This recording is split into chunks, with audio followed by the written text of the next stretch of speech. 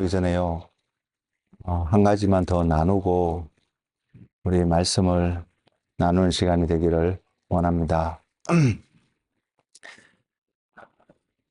고린도전서 12장을 보면 14장도 비슷한데요. 고린도전서 12장을 보면 성령의 은사들을 이야기하고 있습니다. 성령의 은사들을 쭉 이야기하면서 여러분 고린도전서 13장이 무엇을 말씀하고 있는지 여러분 아시죠? 다 그 내용 하나하나를 다 외우지 못하더라도 여러분 고린도전서 13장이 어떠한 장인지는 여러분들 이미 알고 계시라고 제가 생각을 하는데요. 고린도전서 12장에 성령의 은사들을 조금 설명을 하면서 12장 31절에 이렇게 표현합니다. 너희는 더욱 큰 은사를 삼아라. 내가 또한 가장 좋은 길을 너희에게 보이리라. 그러면서 시작하는 것이 고린도전서 13장입니다. 그래서 12장의 12장 마지막 절인 31절 말씀을 이야기하면서 13장으로 안내하기 위해서 이 의도를 갖고 이야기했는지 저는 자세히는 모릅니다. 그렇지만 문맥상으로 그 다음에 13장이 나오는데 우리가 잘 알고 있다시피 사랑장이라는 표현을 하고 있습니다. 사랑에 대해서 이야기하고 있습니다. 여러분 이 사랑이 어떤 사랑인지 여러분 마음속에 가지고 계시나요? 또는 달리 표현하면 여러분들은 이 사랑을 가지고 계시나요? 왜냐하면 내가 이 사랑이 어떤 사랑이냐면 이 사랑이 없으면 지금 고린도전서 13장에서 시작하는 이 모든 것이 다 의미 없다라고 표현하고 있는 정도의 사랑인데요. 그게 어떤 의미냐면 내가 사람의 방언과 천사의 말을 할지라도 사랑이 없으면 소리나는 구리와 울리는 괭가리가 되고 내가 예언한 능력이 있어 모든 비밀과 모든 지식을 알고 또 산을 옮길 만한 모든 믿음이 있을지라도 사랑이 없으면 내가 아무것도 아니요 내가 내게 있는 모든 것을 구제하고 또 내 몸을 불사르게 내어줄지라도 사랑이 없으면 내게 아무 유익이 없다라고 말하면서 사랑이 이런 것을 사랑이라고 한다고 쭉 설명하고 있잖아요.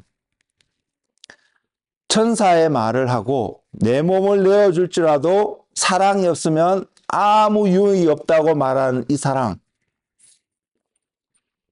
전 이 사랑이 물론 다양하게 설명할 수 있겠지만 표현할 수 있겠지만 여러분 이 사랑이 어떤 사랑이냐면요. 저와 여러분이 하나님을 예배하는 하나님을 바라보는 바로 그 사랑입니다. 하나님을 사랑하는 그 사랑입니다. 하나님을 사랑하는 그 사랑이 우리 안에 세워지지 않으면 하나님을 알고자 하는 하나님을 사랑하는 정말로 어떻게 표현할지 모르겠습니다. 하나님을 사랑해야 된다는 것 외에는 달리 표현할 방법이 없습니다만은 하나님을 사랑하는 마음이 저와 여러분 안에 없으면 하나님을 사랑하지 않으면 우리가 드리는 예배도 nothing이 될 것입니다. 이 세상에서 가장 중요하고 가장 최고의 것이 있다면 우리가 하나님을 사랑하는 것이고요. 우리의 자녀들에게 무언가를 유산으로 남겨줄 수 있는 것이 있다라면 우리는 그 자녀들이 하나님을 사랑할 수 있게끔 부모된 자로서 가르칠 수 있는 그 사람이 아닐까 저는 생각합니다. 마지막 찬양을 이렇게 드리면서 하나님이 그 마음을 너무 강하게 주셨거든요. 우리는 지금 하나님을 사랑하고 있을까? 나는 하나님을 사랑하고 있을까? 여러분들은 지금 하나님을 사랑하고 있을까? 답은 우리 각자가 하나님 앞에서 확인받을 수 있을 것입니다. 그렇지만 저와 여러분이 그 마음으로 하나님 앞에 늘 나아갈 수 있기를 바랍니다. 내가 오늘 이곳에 참석하는 이곳에 하는 어떤 하나하나의 행위들이 어떤 하나의 표현들이 하나님을 사랑하는 데서 나오는 나의 사랑의 고백의 표현이 될 수 있는가를 말입니다. 그 마음을 가지고 우리가 하나님의 말씀 앞에 오늘 한번 나아가 볼까 합니다. 기도하겠습니다. 주님, 우리가 오늘 하나님의 말씀 앞에 나아가면서 하나님의 임재 앞에 서면서 주님, 우리가 하나님을 얼만큼 사랑하는지, 하나님을 알고자 하는지 그 마음을 확인되어 줄 수 있는 시간 되게 해주시고, 정말로 우리 안에 하나님을 사랑하는 마음이 조금이라도 없다면 하나님 이 시간을 통하여서 정말로 하나님을 사랑하고 하나님을 알고자 하는 그 열망이 충만해 줄 수 있는 그런 시간이 되게 해 주시며, 그것이 우리에게 가장 소중하고 가장 가치 있고 내가 갖기를 원하는 가장 중요한 그런 보물인 것을 깨닫는 시간 되게 하여 주시옵소서. 주님, 그래서 말씀하여 주시고 주님의 말씀 앞에 우리가 아멘으로 화답할 때에 성령님께서 그 아멘으로 화답하는 한 사람 한 사람에게 하나님을 계시하여 주시며 하나님을 더 사랑할 수 있는 그 마음을 허락하여 주시옵소서. 말씀하옵소서. 감사하고 예수님의 이름으로 기도드렸습니다. 아멘. 여러분, 성경은 에베소서입니다. 에베소서 4장 22절에서 24절 말씀입니다.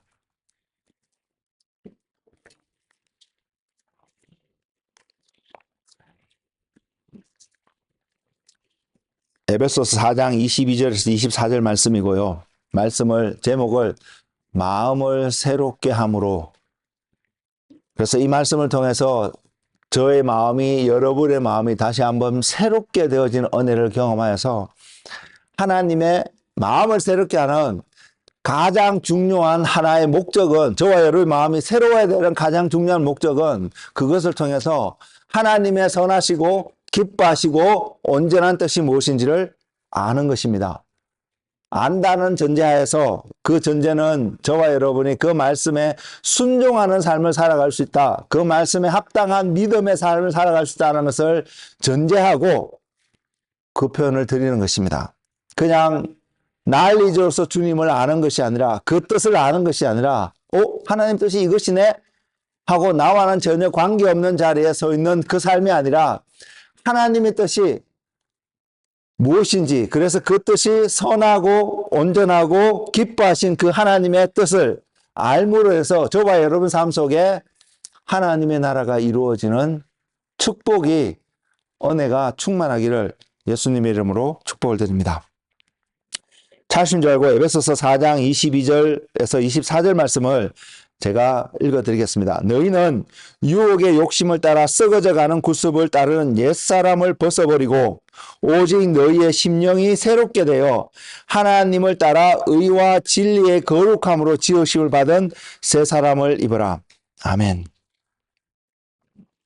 새 사람을 입으라고 명령하고 있습니다. 그렇기 때문에 우리는 하나님이 명령하신 것이고요, 하나님이 명령하신 것이기 때문에 하나님의 뜻인 것을 분명히 알 수 있습니다. 그래서 오늘 말씀 앞에서 우리가 지금 새 사람을 입었고 새 사람을 입어가고 있고, 이제 언제 주님 앞에서는 그날에 우리가 진짜로 온전한 완전한 새 사람의 모습으로 나아갈 수 있는지 그것을 한번 살펴볼 수 있는 시간이 되기를 소망합니다. 성경에 이런 말씀이 있습니다. 누구든지 예외는 없습니다. 누구든지 그리스도 안에 있으면 새로운 피조물이라는 말이 있습니다. 여러분, 이 말씀 믿으세요? 누구든지 그리스도 안에 있으면 새로운 피조물이라고 말하고 있습니다. 오늘 방금 제가 읽어드렸던 에베소서 4장 24절 말씀에 너희는 새 사람을 입어라 라고 명령을 하였기 때문에 그 말씀과 그 명령과 고린도후서 5장 17절 말씀이 누구든지 그리스도 안에 있으면 새로운 피조물이라고 증거하고 있는데, 이 말씀과 연결해서 생각을 하면 새 사람을 입을 수 있는 조건이 그리스도 안에 있는 한 사람입니다. 그 사람의 현재의 모습이, 과거의 모습이, 미래의 모습이 어떻게 되는지, 미래의 모습은 새 사람을 입을 모습이겠지만 현재의 과거의 모습이 어떠함과 전혀 상관없이 부유하든지 가난하든지 존귀한 자로 인정을 받든지 아니든지 현재의 모습과 과거의 모습 어떠한 것 상관없이 그 사람이 새 사람을 입을 수 있는 조건이 있다면 그래서 딱 하나 그리스도 안에 있을 때라고 분명히 성경은 이야기하고 있습니다. 고린도에 보내는 편지글 속에 이 메시지를 전하고 있거든요. 누구든지 그리스도 안에 있으면 새로운 피조물이라고. 이 바울의 편지를 쓰셨는데 바울이 썼는데 바울은 과연 어떤 마음을 가지고 고린도에 있는 성도들에게 이 편지를 쓰고 있었을까? 저는 이 퀘션이 들었고요. 이 퀘션과 함께 이제 바울이 개인의 생각으로 고린도에 보낸 편지글이 아니기 때문에 우리는 그것이 하나님의 감동으로 바울이라는 사람을 통해서 먼저는 1차적으로는 고린도에 있는 교회들에게 보내는 편지인 것을 알고 2차적으로는 이제 오늘을 살아가는 우리들에게도 보내는 하나님의 편지인 것을 알기 때문에 우리는 이런 질문을 던져볼 필요가 있습니다. 그러면 하나님은 교회에 있는 사람들 향해, 교회 바깥에 있는 사람들 향해서 이야기하는 것이 아닙니다. 교회 안에 있는 사람들을 향해서 도대체 어떠한 마음과 무엇을 보고 계셨기에 그래서 어떠한 마음을 가지고 누구든지 주님의 입장에서 이렇게 표현하면 누구든지 내 안에 있으면 너희는 새로운 피조물이다 라는 생각을 가지고 어떤 의도를 무엇을 보시고 어떤 의도를 가지고 이 말씀을 교회 안에 있는 사람들에게 전했을까요? 오늘 살아가는 저와 여러분의 삶 속에 교회 안에 있는 사람이라는 것은 이런 개념이 있습니다. 물론 실제적으로는 다 그렇진 않을 수 있겠지만 교회 안에 있다라는 것은 예수 믿고 천국에 갈 것을 나름 확신하고 있는 사람들이요. 근데 그 사람을 향해서 그 사람들을 향해서 주님이 누구든지 내 안에 있으면 너희는 새로운 피조물이다. 오늘 우리에게 말씀하시는 에베소 4장 24절에서는 새 사람을 입어야 되는데 새 사람을 입는 우리가 어떤 겉옷을 입음으로 우리가 새 사람이 되어진다라고 말하면 그 겉옷의 모습은 이것입니다. 의라는 것과 진리라는 것으로 거룩하게 되어지는, 그래서 의와 진리라는 것을 우리가 옷을 입어서 우리의 모습이 거룩함으로 나타날 때에 우리가 새 사람을 입을 수 있음을 분명히 성경은 이야기하고 있습니다. 새 사람은 다른 말로 표현하면 저와 여러분이 새 사람이 되었다, 내가 새 사람이다 라면 그 사람 속에서는 의라는 것이 반드시 나타날 것이고요. 진리라는 것을 통하여서 세상과 구별되어진, 우리 가장 쉽게 이해할 수 있는 거룩의 모습이 세상과 구별되어진 모습이기 때문에 이런 표현을 합니다. 의와 진리라는 것으로 우리의 삶이 거룩함으로 세상과 구별되어진 모습으로 나타나는 모습이 새 사람의 모습인 것을 성경은 이야기하고 있습니다. 그러면 저는요, 제 마음은 이렇습니다. 제가 이 메시지를 준비하면서도 마찬가지고 여러분에게도 동일하게 전하고 싶은 제 마음은 뭐냐면, 이러한 난리지, 이러한 성경에 어떤 내용들이 있는 것을 아는 것에서 끝나는 것이 아니라 말씀이 있잖아요. 말씀이 이렇게 이야기하고 있으면 과연 나는 지금 새 사람을 입었고 새 사람을 입어가는, 완성해가는 그러한 삶을 살아가고 있는지를 살펴볼 수 있는 은혜가, 살펴볼 수 있는 지혜가 여러분 가운데 있기를 소망합니다. 그러지 않으면 여러분은 교회 마당만 밟고 돌아가시는 한 사람이 될 수 있다고 저는 생각하기 때문입니다. 이것은요, 성경이 지금 에베소서의 말씀은 새 사람을 입으라고 명령하고 있다면, 고린도후서의 말씀은 그리스도 안에 있으면 새 사람이 되었다라고 선포하고 있기 때문에 그럼 저와 여러분은 그리스도인이라고 나름 표현할 수 있는 사람들인데, 그러면 내가 그리스도 안에서 새 사람을 입은 한 사람으로 여러분 바라보고 계시나요? 그 고백이 진짜로 실감이 되어지잖아요. 진짜 내가 새 사람이구나. 과거의 내 모습이 어떠한 거 상관없이 어떠한 경험을 통해서 어떠한 상처가 있든 어떠한 즐거움이 있든 어떠한 영광스러운 어떠한 모습이 과거에 있었든 지금 내가 그리스도 안에서 나는 새 사람이 되었구나, 새 사람이구나 라는 사실이 여러분 가슴에 벅찰 정도로 다가오시냐는 질문을 드리고 있습니다. 그 세 사람의 모습을 지금 에베소서 4장 24절에서는 두 가지로 지금 간략하게 설명하고 있고요. 다른 곳에서는 어떻게 설명하는지 좀 말씀을 드릴 텐데, 우리가 그 모습을 여러 모습으로 정의하고 점검해 볼 수는 있을 것입니다. 근데 오늘 초점을 맞추는 몇 가지 부분이 있습니다. 성경에서 이 세 사람이 어떠한 모습이었는데 어떠한 모습으로 나오니까 새 사람이 되었다라고 표현할 수 있는지를 한번 살펴보기를 원합니다. 에베소서 2장 1절에서 7절 말씀을 보시면요. 여러분 성경을 가지고 계시니까 한번 펼쳐보시기 바랍니다.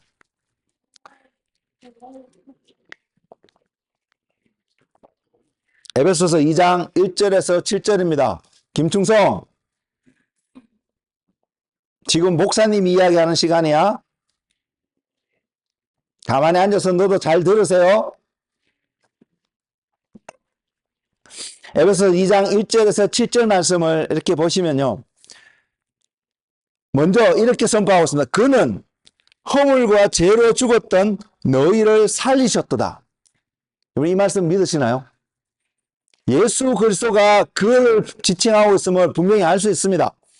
예수님이 허물과 죄로 죽었던 너희들을, 우리들을 살리셨도다. 과거형입니다. 살리실 것이다 라고 표현되어 있지 않습니다. 살리셨도다. 여러분 이 사실을 받아들이시고 믿고 계시나요? 그러면 그 다음 절은 무엇을 나타내냐면 어떤 상태에 있었는 우리, 과거에는 어떠한 모습으로 있었는지를 나타내고 그 모습의 결과가 죽음이었다는 것을 분명히 이야기하고 있습니다. 그것을 읽어보겠습니다. 그때의 너희는 그 가운데서 행하여 이 세상 풍조를 따르고 공중의 권세 잡은 자를 따랐으니 곧 지금의 불순종의 아들들 가운데서 역사하는 영이라. 그 다음 구절, 전에는 우리도 다 그 가운데서 우리 육체의 욕심을 따라 지내며 육체와 마음이 원하는 것을 하여 다른 이들과 같이 본질상 진노의 자녀이었더니, 자, 이것이 과거에 성경이 저와 여러분을 포함한 모든 사람을 정의 내리고 있는 그들의 상태, 우리들의 상태를 나타내고 있는 성경의 또 다른 표현입니다. 허물과 죄로 죽었다. 허물과 죄. 그 말은 다른 말로 표현하면 이 세상 풍조를 따르고 권세, 공중 권세 잡은 자를 따라오고 있었던 우리의 모습이 허물과 죄라는 것입니다. 그리고 그 다음에요. 우리 육체의 욕심을 따라 지내며 육체와 마음이 원하는 것을 하는 어떠한 삶의 행위들이, 모습들이 허물과 죄에 해당한다고 성경은 이야기하고 있습니다. 이런 삶을 살아가는 사람들 자체는 그들에게 예정되어진 것은, 다가오는 것은 진노의 자녀라고요. 본질상 진노의 자녀. 다른 말로 표현하면 심판받을 수밖에 없다는, 지옥의 판결이 기다리고 있다는 것을 분명히 이야기하고 있습니다. 그것이 저와 여러분이 적어도 과거에 우리가 살았던 삶의 방식의 결과로 인해서 그 모습을 위해서 우리가 얻게 될 열매라고 표현할까요? 지옥 판결이요. 그런 우리들을, 그 가운데 있는 우리들을 에베소서 2장 1절은 살리셨더라고 이야기하고 있습니다. 여러분 이것을 믿어지시나요?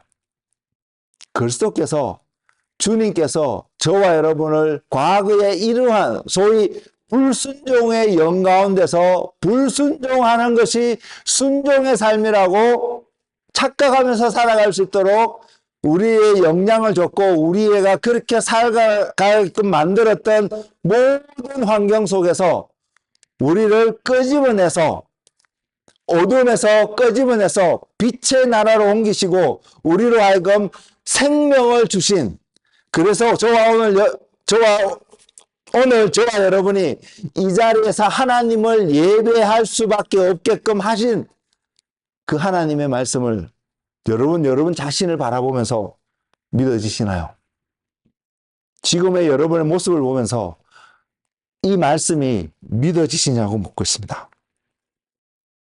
아니면 성경은 분명히 이렇게 이야기하고 있는데 그래서 우리가 이 자리에 있어야 되는 것이 맞다고 여러분의 머리로는 분명히 동의가 되는데 여러분의 삶을 점검해 보니까 나는 아직 여전히 허물과 죄, 세상 풍조를 따르고 있는 것 같고 육체의 욕심을 따라 살아가고 있다고 혹시 느껴지고 있지는 않으세요?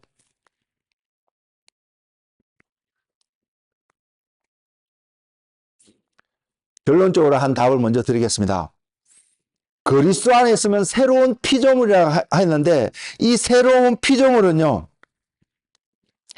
지금 에베소서 2장 1절에서 7절 말씀에도 계속 나오는데 이런 우리들 새로운 피조물이 되기 위해서 하나님이 우리 가운데 어떠한 뜻을 보이시는지, 하나님의 나라가 우리 가운데 이루어짐으로써 무엇을 나타내게 하시는지 설명하고 있는데 그것을 읽어드리면서 한 결론을 말씀드리겠습니다.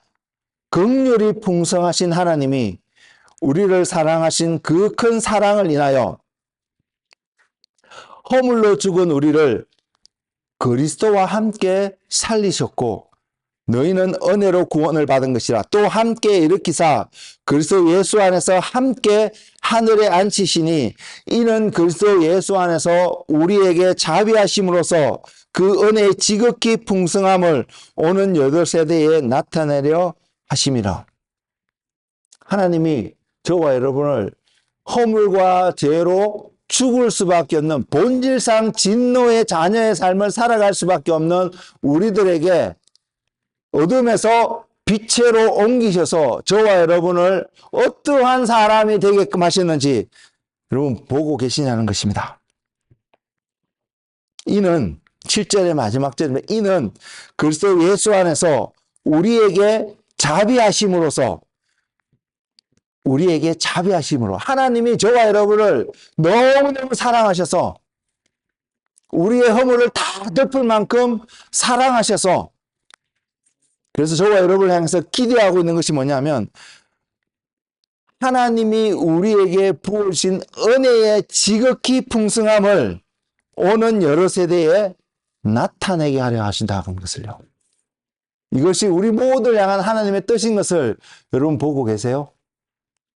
여러분 거기에 여러분 순종하는 삶을 오늘 또 살아가고 계시고냐고 묻고 싶습니다. 저에게도 마찬가지고요. 다른 말로 표현하면 하나님의 계획이, 하나님의 뜻이 지금 에베소서 2장 7절 말씀에서는 우리에게 이런 하나님의 사랑을 온전히 부으셔서 그래서 지금 우리가 사는 세대뿐만 아닙니다. 다가오는 여러 세대 속에서도 이 하나님의 사랑, 하나님이 저와 여러분에게 부어주신 무엇을요? 은혜를, 그 은혜가 조그만 이런 은혜가 아닙니다. 말씀은 지극히 풍성함, 은혜의 지극히 풍성함,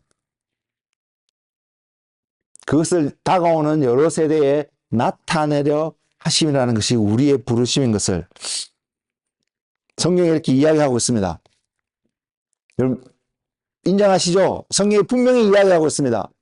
그러면 이제 우리의 반응을 한번 점검해 보기를 원합니다.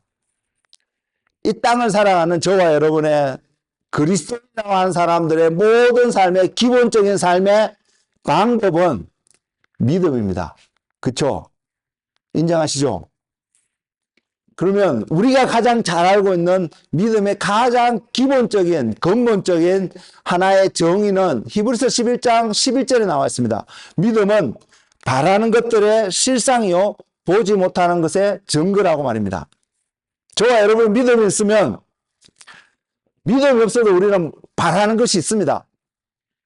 믿음이 없어도요 우리 눈으로 보는 것도 있겠지만 믿음이 없어도 보지 못하는 것이 있다는 것을 어느 정도 알 수도 있습니다. 여러분 동의되시죠? 근데 믿음은 바라던 것이 있는 것을 이야기하는 것이 아니고 믿음은 보지 못하는 것이 있다는 것을 증거하기 있는 것이 아니고 그 믿음은 어디까지 나가냐면 우리가 바라는 것의 실상이라는 것은 팩트가 있다는 거죠. 바라는 모습은 아직 우리 안에서 이루어지지 않은 어떤 모습입니다. 근데 그 바라는 것이 믿음의 눈을 가지고 있으면 내가 이루어져 있는 어떤 것을 본다는 것을 분명히 이야기하고 있습니다. 동의되시나요? 여러분 잘 따라오고 계시나요? 그럼 이 믿음의 눈을 가지고 이 믿음의 어떤 특성을 가지고 방금 조금 전에 이야기했던 에베소서 2장 7절에 있는 말씀 은혜의 지극히 풍성함을 오는 여러 세대에 나타내려 하심이라는 우리의 부르심, 우리의 모습이 어떠한 모습이든 하나님이 부으신 그 은혜의 풍성함으로 말미암아 그 하나님의 모습이 저와 여러분의 삶을 통하여서 다가오는 여러 세대에 나타나게 되는 모습을 여러분 보고 계시나요? 우리가 순종하는 삶을 살 때에 우리는 반드시 이것을 보고 그 삶에 우리가 드려지는 모습 아닐까요?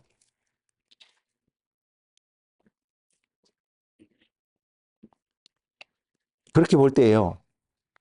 믿음은 우리가 믿음이 있다는 것은요. 저와 여러분이 어떠한 자인 건지 우리의 본질상 진노의 자녀였다고 표현되어지는 우리의 본질에서 새 사람이 되어진 그 본질 우리가 너무나 잘 표현하는 하나님의 자녀가 되어 있는 우리의 모습 하나님의 자녀인 계시나요?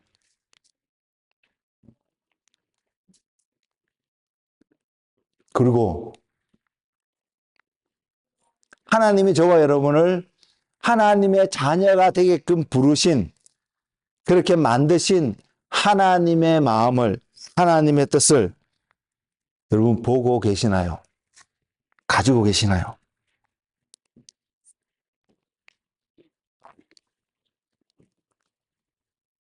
조금 전에 읽었던 그 말씀을 돌아가서 보면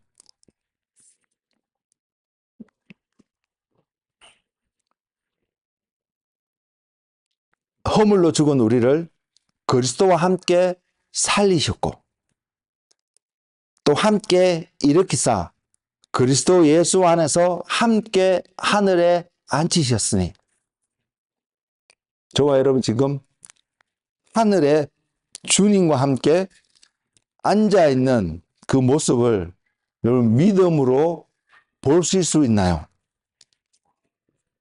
이 말씀에 순종의 삶을 살아간다면 이 말씀에 우리가 믿음으로 아멘으로 화답하며 살아간다면 우리는 분명히 내가 이 땅에 지금 육신 가운데 이 땅에도 있지만 이 땅에만 존재하는 것이 아니라 주님과 함께 하늘에서도 앉아있는 우리의 모습 그러면 저와 여러분이 주님과 함께 하늘에 앉아있으면 우리는 어떻게 생각하고 어떻게 살아갈 수 있을까요?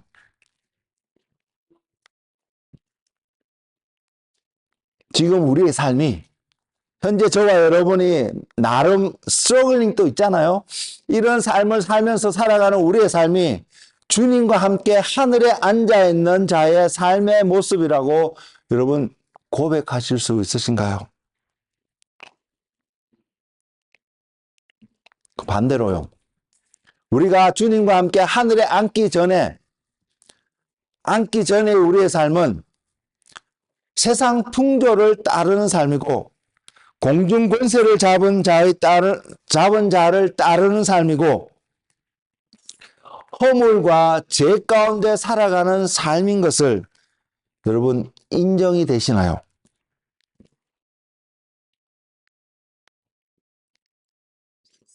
우리의 옛자의 모습은 유혹의 욕심을 따라 썩어져가는 구습을 따르는 그런 모습이 옛자에 옛날에 살아갔던 우리의 삶의 방식인 것을 성경은 분명히 이야기하고 있는데 과거형입니다. 그러면 지금 저와 여러분이 우리의 자신의 모습을 바라보면서 여러분이 지금 어떠한 사람이라고 여러분 스스로 평가하실 수 있으신가요?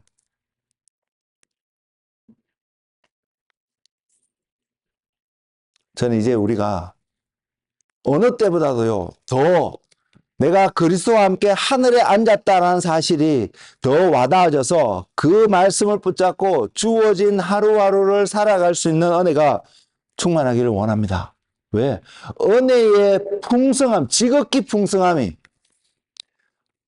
그리스도께서 우리를 사랑하셔서 우리와 함께 하심으로 그분이 우리에게 부어주신 그 자비하심으로 말미암아 하나님의 은혜의 지극히 풍성함이 우리를 통하여서 다가오는 세대에 나타내게 하시는 것이 하나님의 뜻인 것이 분명하게 기록되어졌기 때문에 저와 여러분 분명히 알 수 있습니다. 이 하나님의 뜻이 온전히 이루어지는 우리의 모습은 우리의 모습 속에 하나님의 은혜가 풍성하게 나타날 수밖에 없음을요.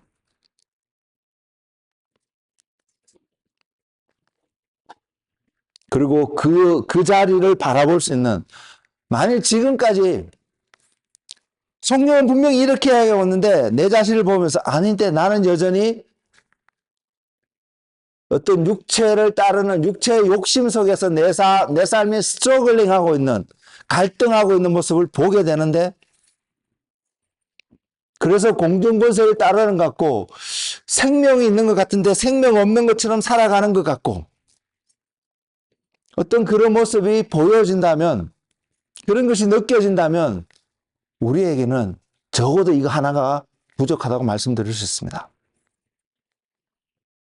그것이 뭐냐면 우리의 마음이 새로워져야 되는데, 우리의 마음이 새로워지는 이 과정을 우리가 너무 게을리하고 있다는 것입니다. 심령이 새로워지면, 마음이 새로워지면 분명히 우리가 주님과 함께 하늘에 있고 하나님이 그리스도를 제외하고 그리스도는 없어도 내가 하늘에 앉아있다고 표현하고 있지 않습니다. 그래서 하늘에 앉아있는 것보다도 더 중요한 것이 내가 그리스도와 함께 하고 있다는 사실, 또는 내가 그리스도 안에 있다는 사실을 아는 삶이 너무나 중요합니다. 오늘 이 땅에서 여러분의 삶이 사람들 눈 속에는 보기에는 고난의 고통의 시간은 같고요, 어려움의 연속인 것 같고 갈등의 연속인 것 같고 왜 안 풀리지라고 느껴진다 할지라도요, 우리가 그 사람이 그리스도 안에 있으면 더 이상 그것은 문제가 되지 않음을 여러분 나름 알고 계시지 않나요? 그것을 살펴보시기 바랍니다. 그것을 볼 수 있기를 바랍니다. 그리고 그것을 볼 수 있는, 내가 그리스도 안에 있다는 사실을 알게 해주는 우리 안에서 발견되어진 하나의 특징이 우리의 심령이 새로워졌다는 사실입니다. 또는 우리의 심령이 새로워지는 날마다의 삶을 우리가 살아야 된다는 것입니다. 여러분 열심히 기도하셔갖고도요, 물론 될 수는 있지만 기도는 또 어떤 것보다 또 쉽게 잘못된 길로 갈 수도 있습니다. 이 기도가 필요한데 이 기도와 병행하여서 우리의 삶, 심령이 새로워지게끔 할 수 있는 최고의 것은 하나님의 말씀입니다.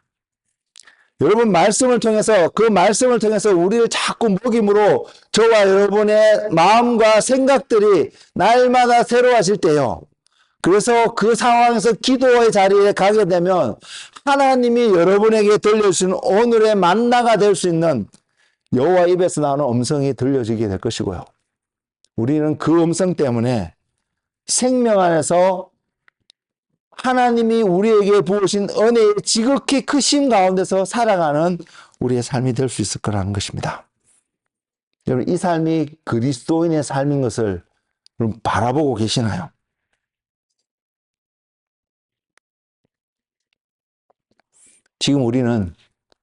지금 오늘 우리는 어느 위치에 서서 우리의 삶이 이렇다라고 고백할 수 있을까요?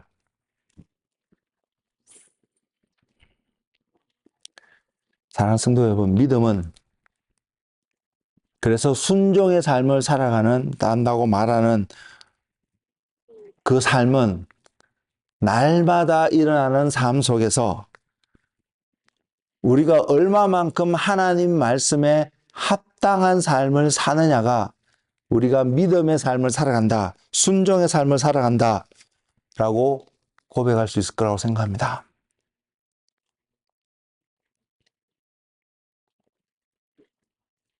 그때 그 말씀이 저와 여러분의 삶을 비추을 것이고요. 우리의 삶의 기준이 되어졌어요. 아, 내가 못 살았구나. 저는 이것에 초점 맞추고 전해하고 싶은 것이 아니라 어떤 삶 속에서 어떤 우리 일상의 삶 속에서 뭔가를 대면하게 되고 뭔가를 선택하게 되고 뭔가 결정하게 되고 뭔가를 해야 되는 어떤 순간 속에서 하나님 말씀이 우리의 삶에 계속해서 먹여지고 우리 삶이 그 말씀 가운데 세워지면 그 말씀 앞에 세상 사람들이 아, 그거는 이렇게 하는 게 맞아. 이렇게 하는 게 당연하다고 말하는 순간에 그렇게 하려고 하는 그것을 선택하려는 순간에도요. 하나님의 말씀과 그것이 다르게 된다면 먼저는 멈칫하게 될 것입니다. 하나님 말씀에 자신을 먹여왔던 사람은요. 그리고 하나님 앞에 나서 기도하는 자리에 분명히 갈 것입니다. 그러면 아, 내가 그것을 선택해 가도 하나님의 뜻이 이루어지는 어떤 삶이구나라고 알 수 있을 것이고요. 반대로요. 만약에 세상 사람들이 다 말하는 모두가 그거 옳은 거고 괜찮아 라고 하는 선택이라고 할지라도 내가 하나님의 말씀으로 내 자신을 먹여온 사람이라면 그것이 아닌 것을 알 때에 멈춰서고 돌아갈 수 있는 힘이 그 사람 안에 있을 것입니다. 우리는 지금 어떠한 모습의 사람일까요? 그리고 저는 그러한 선택을 하게 될 때에 그러한 삶을 살아가는 그 사람이 진짜 믿음의 하나님 말씀에 순종하는 그 삶을 사는 사람일 것이고요. 그래서 그 삶을 선택했는데 예를 들어서 이렇게 표현하겠습니다. 다른 사람이 봤을 때 세상에서 그 사람을 봤을 때 그 선택하는 걸 봤을 때 손가락질 당할 만하고요. 어리석다고 표현될 만하고요. 어떻게 저런 어리석은 것을 그것은 틀렸다라고 말하게 될 수 있는 어떠한 상황. 그래서 소위 다른 사람들이 가는 대로 선택해 갔으면 평안하게 잘 갈 수 있는 그 길인데 그렇지 않으므로 하나님께 순종하는 길을 감으로 소위 고난이라는 길 속에 놓여있게 되는 그 사람의 모습이 저와 여러분의 사람 모습이라고 가정했을 때요. 우리 혼자만 있으면요. 우리 혼자만 그렇게 살아가면 아니 옆에서 지금 우리 몇 명 안 되는 우리 식구들 전부 다 그렇게 살아가도 안 됩니다. 그렇게 해서도 우리가 만약 그런 상황에 있으면 우리는 쉽게 무너질 것입니다. 낙담하고 좌절하고요. 아, 난 더 이상 못 살겠어. 돌아갈 거야 라고 돌아가는 일들이 비일비재하게 일어날 수 있을 것입니다. 근데 성경은 무엇을 약속하고 있냐면요. 그래서 저와 여러분이 그것을 선택하고 그 자리에 지키고 한 걸음 한 걸음 어렵고 힘들다 할지라도 한 걸음 한 걸음 떼어서 전진하게 될 때에 그때 무엇이 되냐면 은혜에 지극히 풍성하신 그 하나님의 은혜, 바로 그 은혜가 우리에게 부어질 거라는 것이죠.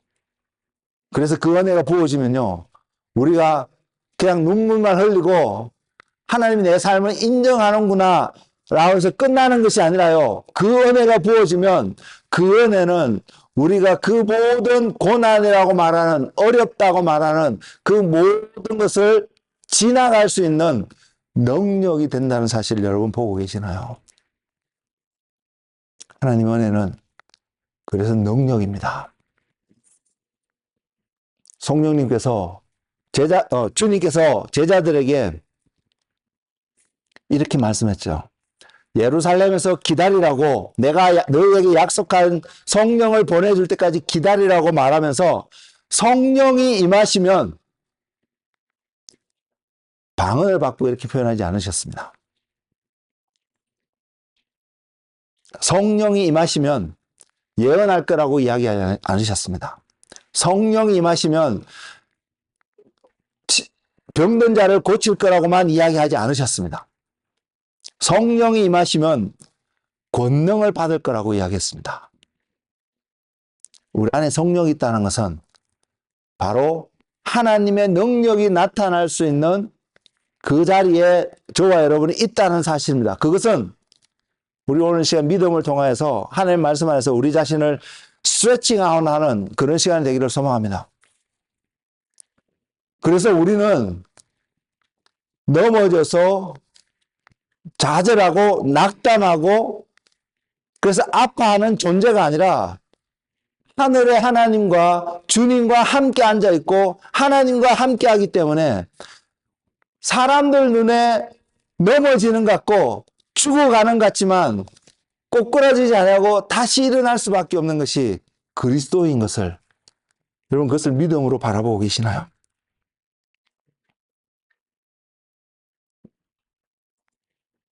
그게 실상입니다. 우리의 실제의 모습입니다.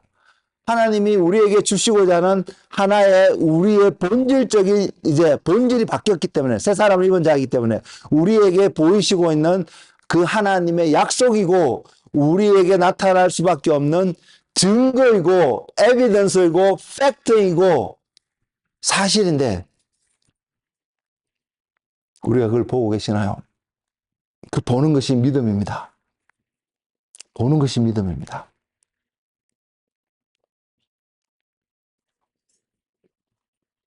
바라는 것들의 실상이고 보지 못하는 것의 증거라 해서 이 땅에 필요한 것들, 내가 가지고 있지 않은 이 땅에서 가지고 있지 않은 어떤 것을 얻기 위해서 선포하고 가졌다라고 이야기하는 차원의 믿음이 아닙니다.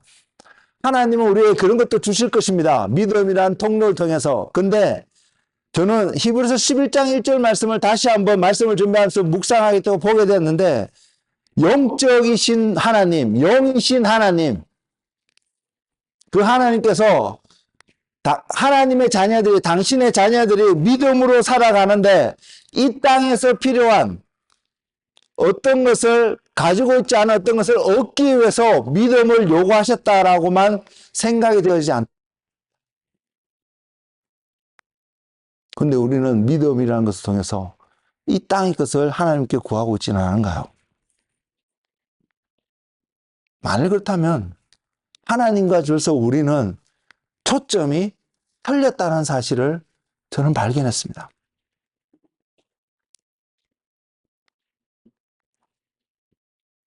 이 땅에서 풍성함이나 이 땅에서 가난함이나 이 땅에서 부족함이나 이 모든 것들은 부수적인 것이라는 사실을 여러분 정말로 바라보고 계시나요?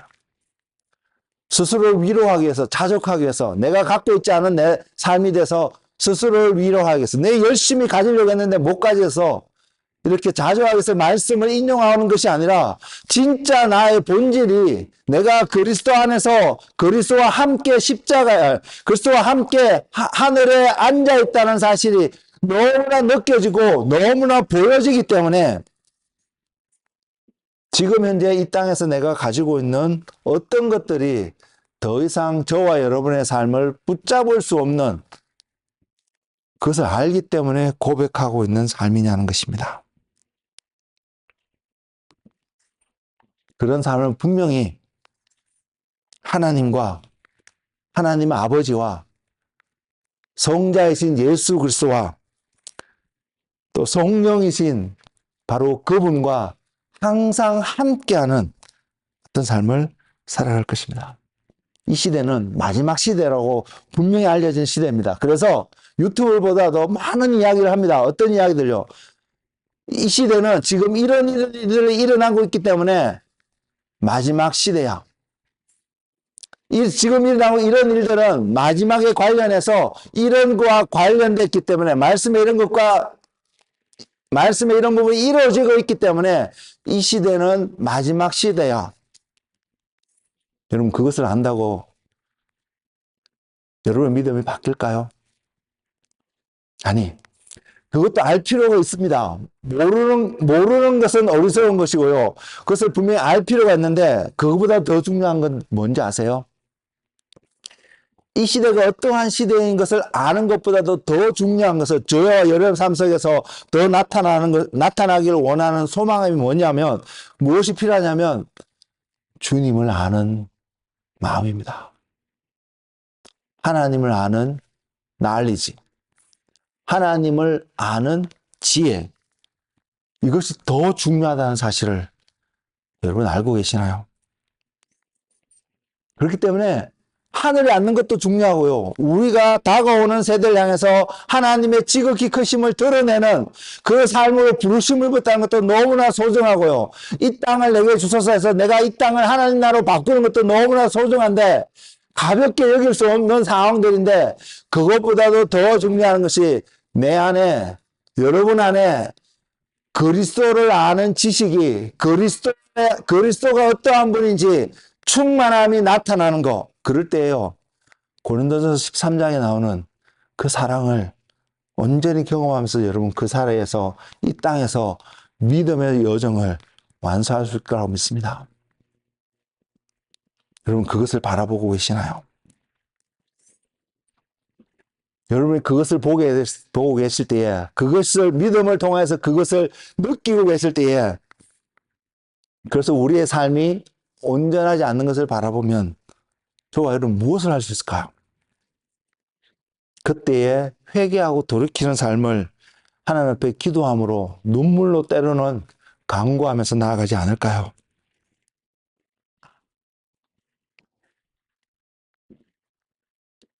사랑하는 성도 여러분, 우리가 구하고 우리가 누리고 우리가 온전히 알기를 원하는 하나님의 은혜의 한 모습은 우리를 바꾸시는, 사람을 바꾸시는 하나님의 능력인 것을 여러분 아시나요? 저는 이런 마음이 여러분 가운데 있었으면 좋겠습니다. 우리 모두가 오늘 또 하나님의 은혜 가운데 살아가고 있다라고 고백이 되어진다면 나를 바꾸시는 하나님과 함께하고 있다는 사실을 인식하는 저와 여러분 말입니다. 그런 지혜가 우리 가운데 있기를 원합니다. 은혜의 한 모습을 소개해드리고자 합니다. 수많은 사람들인데 가장 대표적인 한 사람이 아마 사도 바울이 아닐까 생각합니다. 하나님을 열심히 섬기고자 하는 그 마음으로 다메섹에 사람들과 함께 공문을 가지고 열심히 가고 있던 그곳에 그 도중에 하나님께서 강력한 빛을 그의 여정 가운데 그에게 비추셨습니다. 아마 말을 타고 갔으면 아마 꼬꼬라 떨어졌고 어쩌면 육신이 충분히 다칠 수도 있는 그런 상황이 그의 삶 속에 분명히 있었을 것입니다. 그만큼 강렬하게 하나님을 대면하는 시간이 있었습니다. 그러면서 그의 생각이 완전히 바뀌게 된 사건이 그 사건인데 무엇이냐면 예수 그리스도가 메시아였구나. 바울에게 필요했던 것은 바로 그것이었습니다. 예수 그리스도가 메시아였다는 사실.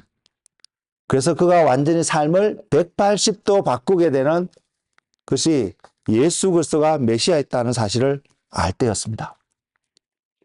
사랑하는 성도 여러분, 저와 여러분은요. 우리의 마음이 새로워지고 바뀌어져서 그리스도와 함께 하늘의 안전자와 같은 삶을 살아갈 수 있을 때에 그것을 알게 될 때에 바라보게 될 때에 그 삶을 오늘 또 살아갈 때에 우리가 변해야 된다는 사실, 우리가 바뀌어야 된다는 사실, 내가 지금 잘못되었고 바뀌어야 된다는 사실을 그 아는 이유가 바로 주님인 것을 여러분 알고 계시나요? 하늘에서 하나님으로부터 뭔가가 주어졌는데 바로 그것이 예수 그리스도였다는 사실을 사도 바울의 경험을 통해서 오늘 제가 여러분에게 권면하는 한 부분은 하나님 우리도 그리스도가 메시아인 것을 정확하게 바라보고 바울이 모든 것을 바뀔 수밖에 없었던 바로 그 하나님과 인카운팅하는 바로 그 은혜가 오늘 이 시간 나에게도 우리에게도 허락하여 주옵소서 라고 기도하시는 한 분 한 분 되시길 주님의 이름으로 축복을 드립니다. 그리고 여러분에게 도전을 드리고 싶은 한 가지는 여러분은 지금 내가 기존에 살아왔던 모든 삶, 과거부터 지금까지 살아왔던 모든 삶을 스탑하고 그 주님의 빛이 비춰질 때에 주님이 알려질 때에 여러분 그것을 스탑하고 완전히 사울이 바울이 된 것처럼 180도 바뀔 수 있는 그런 마음의 준비가 되셨나요? 제가 왜 이 표현을 들 수 있냐면 구약시대에 적어도 초대교회에 사울이 바울이 되거나 또는 구약시대에 있던 사람들은 신약시대에 우리가 지금 알고 있는 모든 내용들을 글로서 갖고 있던 사람들이 아니었습니다. 그래서 주님이 기다리라 하니까 기다렸고 기다린 결과 성령의 나타나심에 능력의 나타나심이 여러 모습으로 방언도 있게 되었고 병자도 고치게 되었고 병자를 고치게 된 한 이유가 내게 없는 내게 있는 그 능력 아니요 예수 그리스도를 주느니 예수님이 안전병이 앉아있는 38년 동안 병자되고 나면서부터 걷지 못한 사람에게 예수님이 전달되어지니까 그의 삶이 완전히 바뀔 수밖에 없는 어떤 삶으로요 하나님을 뛰며 걸으며 찬양할 수밖에 없는 삶 바뀔 수밖에 없는 그 삶 그것을 저와 여러분은 이제는 글로서 말씀으로 우리에게 다가와서 이제는 알고 있잖아요. 그래서 성령을 구한다는 것이 성령이 우리와 함께 한다는 것이 어떠한 결과를 가져오는지를 성경을 통해서 예시적으로 알고 있기 때문에 우리는 이런 질문 앞에 설 수 있습니다. 만일 성령이 내게 임하시면 내가 그렇게 바뀔 수 있는 준비가 되어져 있을까? 누가복음 11장 9절에서 13절에 이렇게 기록하고 있습니다. 내가 또 너희에게 이르노니 구하라 그러면 너희에게 주실 것이요 찾으라 그러면 찾아낼 것이요 문을 두드리라 그러면 너희에게 열릴 것이니 구하는 이마다 받을 것이요 찾는 이는 찾아낼 것이요 두드리는 이에게는 열릴 것이니라. 너희 중에 아버지 된 자로서 누가 아들이 생선을 달라고 하는데 생선 대신 뱀을 주며 알을 달라고 하는데 정갈을 주겠느냐. 너희가 악할지라도 좋은 것을 자식에게 줄 줄 알거든 하물며 너희 하늘 아버지께서 구하는 자에게 성령을 주시지 않겠느냐 하시니라. 왜 우리가 구해야 되냐면 왜 우리가 찾아야 되냐면 왜 우리가 문을 들으냐 하면 하나님께서 성령을 주시기로 자신을 우리에게 주시기로 작정하시고 기다리고 계시기 때문입니다. 이것이 저와 여러분을 향한 하나님의 뜻인 것을 여러분 알고 계시나요? 하나님의 뜻이 하늘에서 이루어진 같이 땅에서도 이루어지기를 원한다고 우리가 기도한다면 그 뜻의 한 모습은 분명한 중요한 모습은 저와 여러분 삶 속에 하나님이 함께하기를 원하시는 그 뜻인 것을 여러분 알고 계시나요? 그리고 그것을 안다면 성경을 통해서 확인할 수 있습니다. 그 하나님이 우리에게 임하시면 그 하나님이 나와 함께 하시면 우리는 기존에 과거에 살았던 모든 삶의 방식을 버릴 수밖에 없음을요. 무엇을 구해야 되는지 그리고 그 결과가 어떤지 다 알고 있는 오늘을 사는 저와 여러분 도전을 드리는 것은 여러분 준비되셨나요? 그 하나님을 영접하시고 그 하나님과 함께 이 땅에 사시며 그 하나님과 예수님과 함께 하늘의 안전자로서 믿음의 삶을 살아가는 것에 대해서 여러분 준비가 되셨나요? 그래서 성령이 우리에게 임하시면 어떤 일이 발생하냐면요. 주님이 이런 표현을 하셨습니다. 요한복음 16장 7절에서 8절인데 그러나 내가 너희에게 실상을 말하노니 내가 떠나가는 것이 너희에게 유익이라. 내가 떠나가지 않으면 보혜사가 너희에게로 오지 아니할 것이요 가면 내가 그를 너희에게 보내느니 성령이 저와 여러분 삶 속에 임하면 죄에 대해서, 의에 대해서, 심판에 대해서 알게 하실 것이라는 것을요. 세상을 책망하게 되실 것이라는 것을요. 성령이 우리에게 하시면 먼저는 우리 삶이 죄에 대해서 어떠한 태도로 어떤 삶을 살아가야 되는지, 의라는 것이 무엇을 말하고 있는 것인지, 심판이 무엇을 말하고 있는지, 다른 말로 표현하면요, 하나님을 알게 되는 것을 이야기하고 있습니다. 그래서 사도 바울은 에베소서 1장 17절 이하에 지혜와 계시의 영을 주사 하나님 아버지를 알게 하시고라고 표현하고 있습니다. 하나님을 아는 과정이니까요. 하나님을 알게 되니까요. 성령이 우리에게 임하시면 하나님을 알게 되니까요. 하나님을 배우게 되니까요. 여러분 그것을 갈망하고 계시나요? 여러분 그것을 지금 구하고 계시나요? 몇 주 전에 저는 하나님 앞에 이런 컴플레인 같은 기도를 하고 있었습니다. 하나님 제 삶이 여전히 이래야 되나요? 변하고 싶은데요. 하나님 더 변하고 싶고 하나님과 더 함께하고 싶은 어떤 삶을 살고 싶은데 왜 이런 모습일까요? 자꾸 좌절하고 낙담하는 모습일까요? 그래서 주님께서 제게 주신 한 말씀이 뭐냐면 산을 올라가야 된다고 말씀하고 계십니다. 말씀하시더라고요. 그러고 보니까 제가 제 안에 그런 것을 깨달았습니다. 아, 이제는 됐구나. 이제는 어느 정도 됐구나. 하고 안주하고 만족하고 있는 저 모습을 그때 보게 됐거든요. 아, 더 올라가야 되는구나. 다른 사람을 좀 도울 수 있을 것 같다고 생각을 했었는데 착각이었더라고요. 여전히 더 올라가야 되는 중요한 저의 태스크가 남아있더라고요.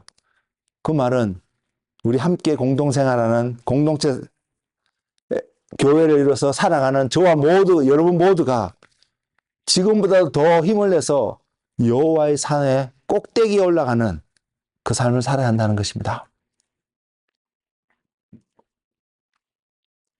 그리고 그 꼭대기에서 그리스도로 충만케 되어질 때 그래서 내려와서 밑에 있는 사람이 또 올라가게끔 돕는 역할을 우린 그때서 할 수 있을 것입니다. 다른 어떤 것들 구하는 것이 중요한 것이 아니라 저와 여러분 삶 속에 그것을 할 수 있는 주님이 나의 삶 속에 충만하게 채워줄 수 있는 그러기 위해서 주님 우리 삶 가운데 주의 길을 더 명확하게 보여주시고 그래서 우리에게 필요한 것들을 공급해 주셔서 세상의 것들로 인해서 우리가 마음이 빼앗기지 아니하고 주님을 더 깊이 구하고 더 알 수 있는 그 자리에 갈 수 있는 그런 사람이 되게 해달라고 기도해야 되지 않을까요? 구하라 해서 구합니다. 찾아야 해서 찾습니다. 문을 두드려서 두드리는데 우리가 생각하는 그 문 뒤에 있는 결과가 우리가 구하는 것의 결과가 우리가 찾는 것의 결과가 땅의 것이면 하나님은 하늘의 것을 우리에 주시기 위해서 구하고 찾고 두드리라고 하셨는데 우리가 구하고 찾고 두드리는 것에 우리가 바라보는 결과가 땅의 것이면 하나님이 너무 슬프지 않으실까요? 그런 우리의 모습을 바라본다면 우리가 너무 어리석고 안타까운 모습이 아닐까요? 사랑하는 성도 여러분. 저와 여러분은 거듭난 자라고 믿는 부분이 있습니다. 이제 우리가 그것을 진짜 믿는다면 내가 그리스도를 믿음으로 예수 그리스도를 말미암아 거듭났다라고 믿는 그 믿음이 있다면 그 거듭난 자의 실상을 볼 수 있는 거듭난 자에서 나타나는 에비던스를 바라보는 믿음의 삶을 오늘 또 살아가는 우리가 되기를 소망합니다. 분명한 것은 거듭난 성도는 하늘에 속한 자입니다. 땅에 속하지 않습니다. 그리고 우리가 이 땅에서 뭔가를 자랑하는 것이 있다라면, 나타내는 것이 있다면, 우리 가운데 이러한 일을 하나님이 행하셨습니다라는 것을 자랑하는 것이 아니라, 우리 안에 일어난 어떤 일, 하나님으로 말미암아 이루어진 어떤 일을 자랑하는 것이 아니라, 그 하나님, 그 일을 이루신 바로 하나님을 찬양하고 높일 수 있는, 증거할 수 있는 하나님의 은혜의 지극히 크심을 여러 세대에 드러낼 수 있는 그 믿음을 살아가는 저와 여러분 되시길 예수님 이름으로 축복을 드립니다. 그리고 그 일의 시작의 한 모습은 우리가 하나님의 전신갑주를 입고 시작하라는 그 시작점에서 분명히 나타날 거라고 믿습니다. 그 순종의 시작점, 믿음의 시작점은 그리스도와 함께, 말씀과 함께 시작하는 그 삶이고, 그 삶이 우리를 변화시키고 우리의 생각을 변화시켜서 하나님이 다스리는 나라 가운데 살아가는 우리의 모습으로 하나님은 바꿔가실 것입니다. 그렇다면 우리는 하나님의 뜻을 모르는 상황 가운데 살아가지 않는다는 것을 분명히 알 수 있습니다. 만일 오늘 말씀 앞에서요, 저와 여러분이 우리의 삶을, 각자의 삶을 돌이켜봤는데, 내가 여전히 허물과 죄에 속한 육신을 쫓아가는 어떠한 것을 추구하는 삶을 살아가고 있다면, 다시 한번 믿음의 눈으로 그리스도와 함께 앉아있는 여러분의 모습을 바라봄으로 회개를 통해서, 돌이키는 삶을 통해서 하나님께로 나아가는 그러한 지혜로운 선택을 하시는 은혜가 여러분 가운데 충만하기를 주님의 이름으로 축복을 드립니다. 왜? 그것이 하나님의 뜻입니다. 새 사람이 되는 것이 하나님의 뜻이기 때문입니다. 새로워지는 것이 하나님의 뜻이기 때문입니다. 그래서 새로워지는 여정에 우리의 생각이 리뉴어될 수 있는 그곳에 여러분의 초점이 더 놓여지고 그것을 바라보며 추구하며 살아가는, 정말로 누구든지 그리스도 안에 있으면 새로운 피조물이라고 선포하고 있는 하나님의 말씀이, 주님의 말씀이 우리의 눈으로, 우리의 삶으로 보여지고 만져지는 믿음의 삶을 살아가는 주님의 자녀들이 되시기를 예수 그리스도 이름으로 축복을 드립니다. 기도하겠습니다.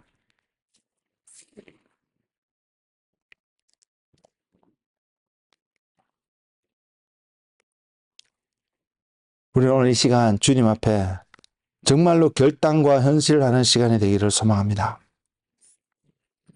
그래서 성령을 구하고 그 성령을 통하여서 하나님 자신이, 그리스도 자신이, 성령님 자신이 우리 안에 온전히 내주함으로 내가 그리스도 안에서, 내가 그리스도와 함께 살아갈 수 있는 그런 시간이 되기를 소망합니다. 주님, 주님의 말씀에 근거해서 오늘 시간 우리가 한 마음으로 주님을 구합니다.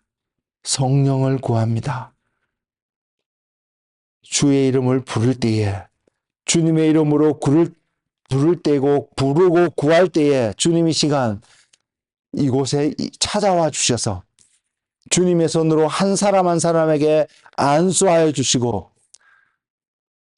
우리의 눈을 여셔서 야곱에게 보여주셨던 것처럼, 나다나엘에게 약속하여 주셨던 것처럼 하늘이 열리고 인자를 통하여서 천사가 오르락내리락 하는 하나님의 메시지가 이미 땅에 선포되어졌고, 그래서 이루어진 하나님의 메시지들이 또한 하나님께 보고되어지는, 하나님과 하늘과 우리가 연결되어져서 하나님과 우리가 온전히 연합되어져서 하나님의 나라가 이루어지는 것을, 세워져 가는 것을, 하나님이 다스리는 것을 바라보고 우리의 삶이 그 다스림의 한 사람인 것을, 한 열매인 것을 바라보는 믿음을 허락하여 주시고, 그 믿음을 통하여서 그것을 바라보고 경험함으로 하나님 당신을 더 사랑할 수 있는 주님의 사람들이 되도록 인도하여 주시옵소서.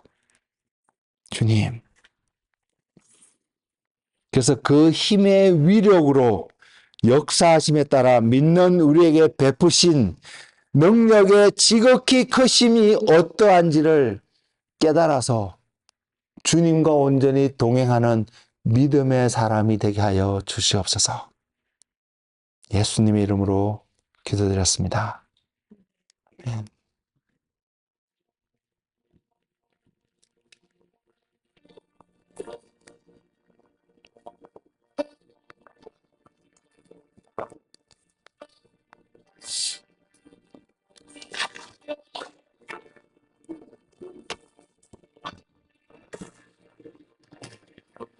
우리에게 주어진 시간은 오늘뿐입니다.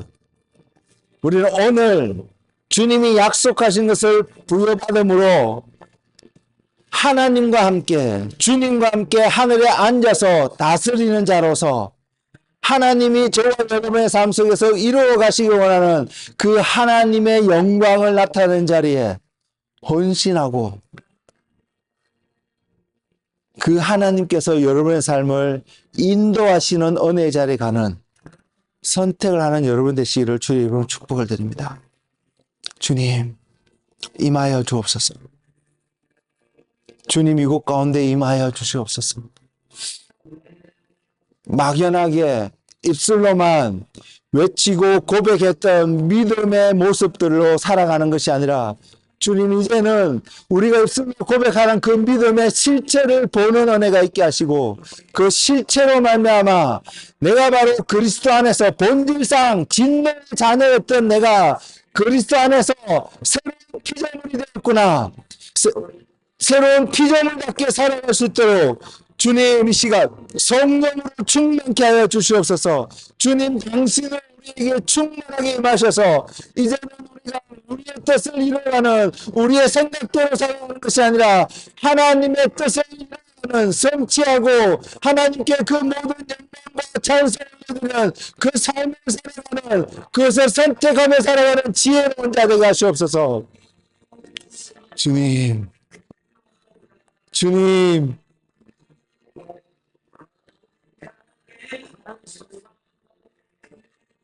의와 진리로 우리가 거룩하게 됨을 알게 하시고 우리 안에 하나님의 그 의가 세워지고 하나님의 진리가 우리의 삶 가운데 온전히 세워져서 하나님께 데디케이트 되어진, 하나님께 구별하여 드려진 주님, 바로 그 거룩한 제물이 되게 하여 주시옵소서.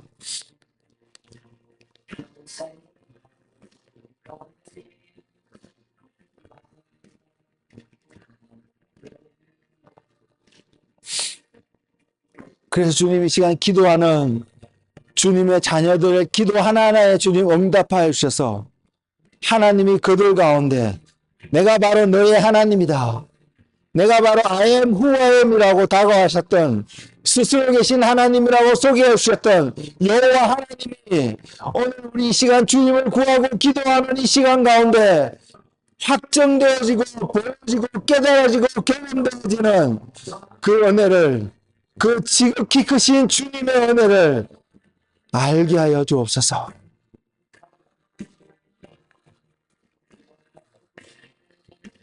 성령님이 임하시옵소서. 과거에 우리가 어떠한 모습이었든지 지금까지 오늘 이 시간까지 내가 어떠한 생각으로 이곳에 있든지 중요하지 않습니다. 주님, 중요한 것은 말씀에 반응하여서 믿음으로 나의 하나님 안에 있는 나의 본질, 본모습을 이제 바라보고 하나님 앞에 이제 드려지는 순종의 믿음의 삶을 살아가는 하나님의 자녀가 되기를 소망합니다. 그래서 다가오는 모든 세대 가운데, 그 세대 가운데 은혜의 지극히 크심을 나타내는 통로자로서 하나님의 통로로서 있기를 소망합니다. 주님 오시옵소서. 오셔서 말씀에 반응하게 하시고 말씀으로 우리의 생각을 바꾸게 하시고 말씀으로 우리를 채우셔서 하나님과 함께하는 믿음으로 온전히 살아가는 주님, 믿음의 자녀 되게 하시옵소서. 예수님의 이름으로 기도드렸습니다.